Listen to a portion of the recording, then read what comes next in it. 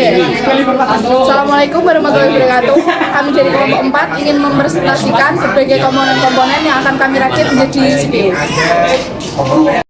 Kenalkan, nama saya Ayu Sofia Danita, absen 10. Perkenalkan, saya Fadli Binir Santiga. Saya Jova Adi Putra Ramadan, absen 12. Perkenalkan, nama saya Asri Soraya, absen 11. Komponen yang pertama ada motherboard. Motherboard merupakan papan untuk menghubungkan semua komponen CPU menjadi satu kesatuan. Yang pertama ada slot chipset atau prosesor. Yang kedua ada slot untuk RAM dual. Seterusnya ada slot untuk slot PCI Express untuk VGA atau kartu-kartu grafis. Selanjutnya ada slot PCI 1 untuk kartu atau mungkin LAN card.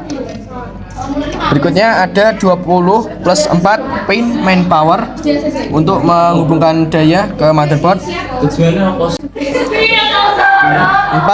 pin power untuk fan.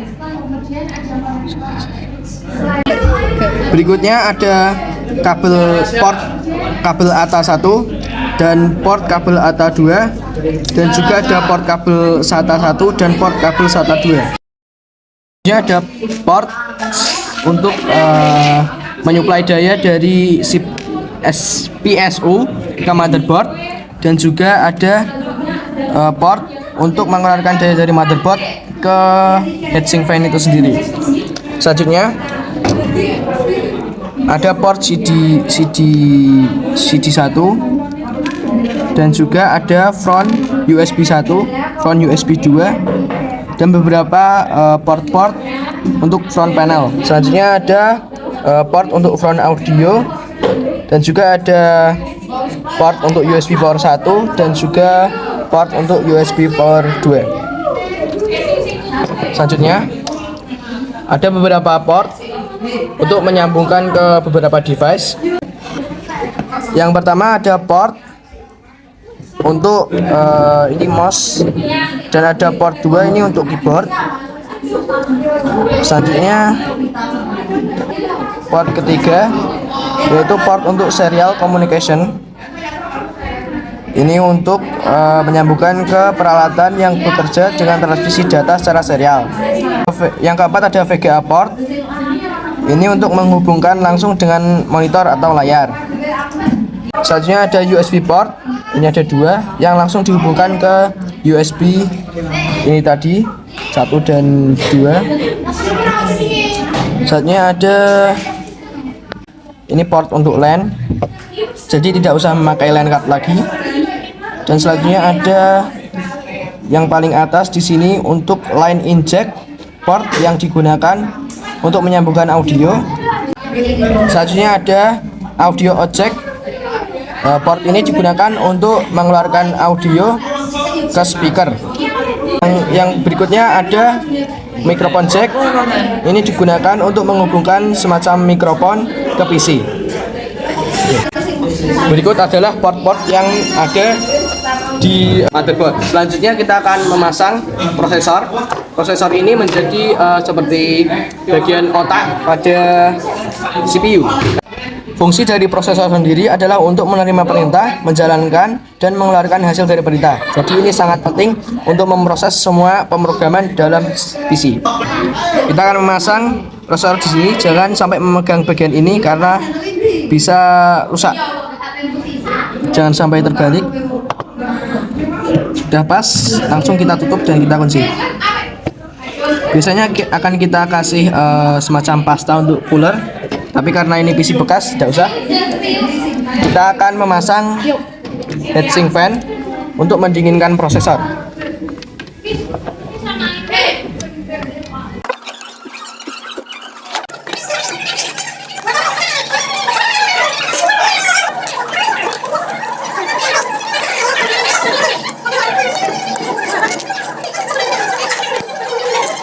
Setelah heatsink terpasang dengan sempurna, kita akan masukkan kabel daya dari si heatsink ke dalam port di sini.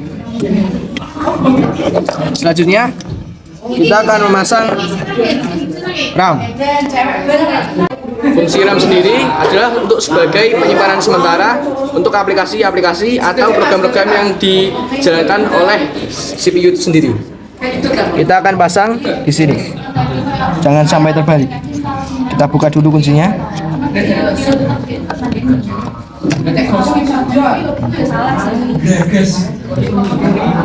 Lalu kita kunci. Kita masukkan RAM kedua. Jangan sampai terbalik. Lalu kita kunci.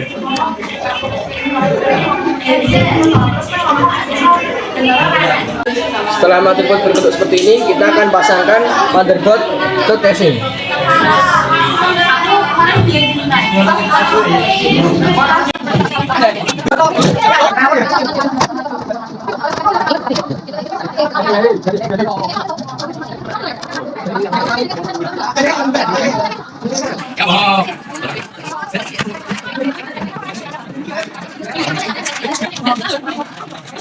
Setelah motherboard terpasang secara sempurna casing, kita akan memasangkan VGA card.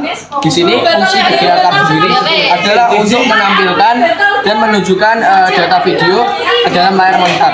Jadi ini akan membantu kinerja dari PC itu sendiri. Kita akan masukkan VGA ini ke dalam slot yang sudah ada di sini.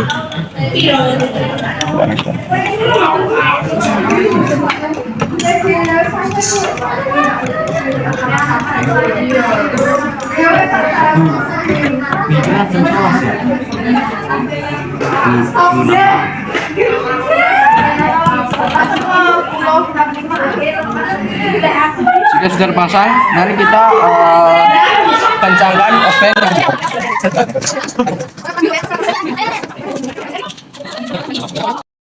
Setelah itu kita akan memasang hard disk. Hard disk ini memiliki fungsi untuk penyimpanan sistem atau penyimpanan utama dalam PC yang kita rakit saat ini. Kita akan masukkan hard disk ke dalam slot yang sudah disediakan. Dan kita kencangkan.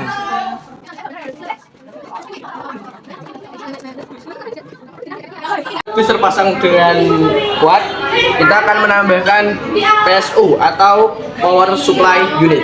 Fungsi dari Power Supply Unit sendiri adalah untuk merubah tegangan AC menjadi tegangan DC yang dibutuhkan oleh semua komponen yang telah kita pasang tadi. Kita akan memasangnya di sini. Kita balik dulu dan akan kita kencangkan.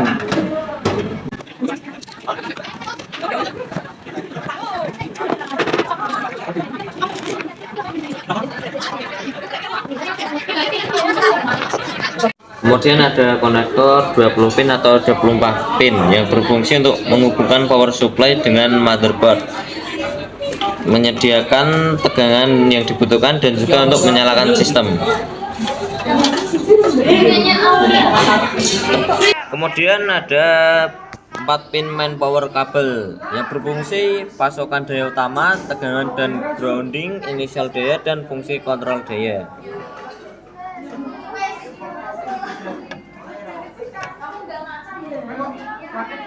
Kemudian ada optical drive atau CD-ROM, merupakan perangkat keras komputer yang dirancang untuk membaca informasi dari CD-ROM. Fungsi CD-ROM adalah membaca data dari CD-ROM, instalasi perangkat lunak, memutar CD audio, dan menyalin data dari CD.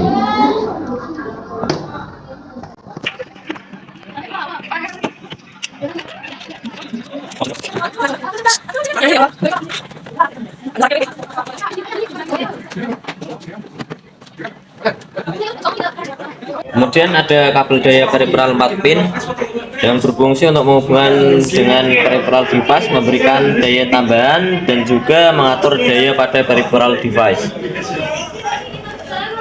Kita hubungkan ke CD-ROM. Kemudian ini ada kabel SATA yang berfungsi untuk transfer data, daya, mendukung hot swapping dan slim design. Kemudian kita hubungkan slot port SATA 1 ke hard disk.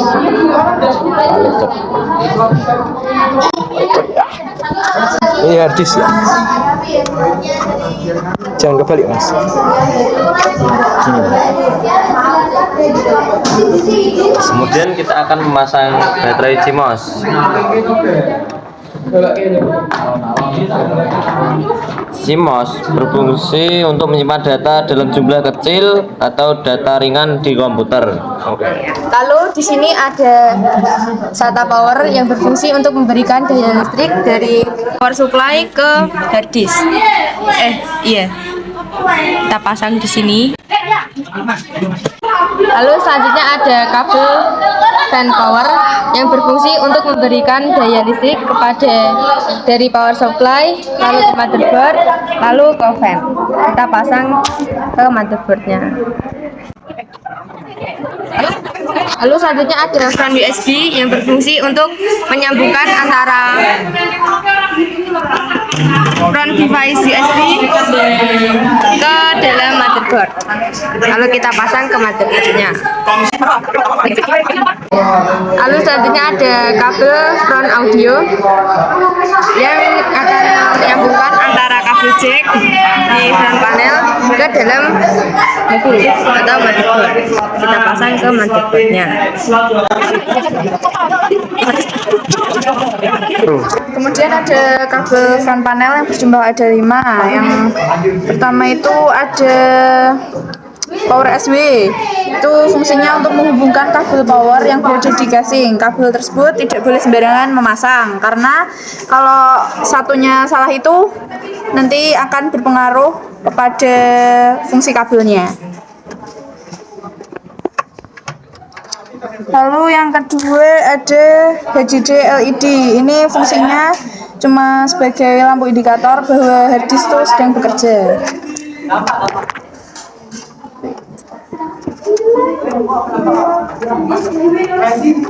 Oke. Yang selanjutnya ini ada reset SW. Ini fungsinya untuk mengaktifkan fungsi pada tombol restart pada PC. Gimana nih? Terus ini ada, lalu ada power LED yang fungsinya untuk menghidupkan sebuah lampu power. Ini ada 2, ya, pasang di sini ada plus minus. Jangan sampai kebalik ya. Ya, jangan sampai terbalik guys. Ini yang hijau di mana? Display biru. Ini terus ini di sini. Dah. Isi kita memiliki kekurangan komponen berupa seperti ATA kabel dan juga ada line card ini tidak ada, dan juga mungkin Ethernet card. Jadi mari kita window shopping untuk mencari komponen-komponen yang kurang di kelompok lain. Sekarang kami telah menemukan kelompok yang memiliki komponen yang tidak kami punyai. Tapi dari kelompok ini adalah komponen yang kita cari-cari. Ini gunanya untuk menyambungkan RJ45 atau sering kita sebut LAN ke komputer. Selanjutnya komponen yang kurang adalah kabel A. Kabel ini difungsikan untuk menyambungkan dari CD-ROM ke motherboard. Kita akan pasang kedua komponen yang diperlukan tadi. Ini hanya sementara karena kita hanya meminjam kelompok lain ya. Ini LAN card kita pasang seperti ini. Nanti akan terlihat seperti ini. Sebentar. Ini ternyata mana? Kabel ATA kita masukkan dari sini.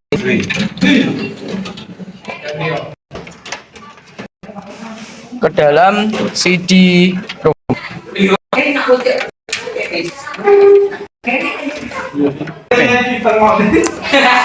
PC kami sudah lengkap. Inilah penjelasan komponen PC dari kami. Sekian. Kalau ada salah kata, mohon maafkan. Wassalamualaikum warahmatullahi wabarakatuh.